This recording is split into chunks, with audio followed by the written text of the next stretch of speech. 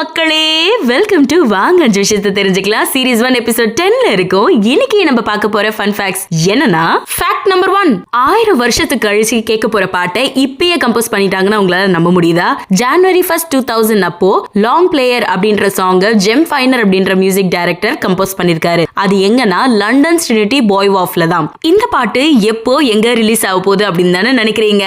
2999 வருடம் அதே London Trinity பாய் வாஃப்ல தான் லைவா ஸ்ட்ரீம் பண்ண போறாங்களாம். ஃபேக்ட் நம்பர் 2, வாய் விட்டு சிரித்தால் நோய் விட்டு போகும்னு சொல்லுவாங்கல்ல, அது சும்மா இல்லங்க.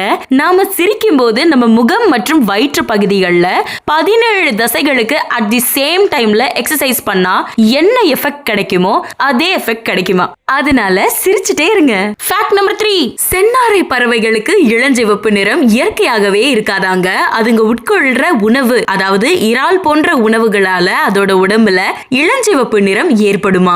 ஃபேக்ட் நம்பர் 4, அன்னாசி பழம் நம்ம எல்லாருக்குமே ரொம்ப பிடிக்கும். ஆனா அது வளர்றதுக்கு எத்தனை நாள் ஆகும் தெரியுமா?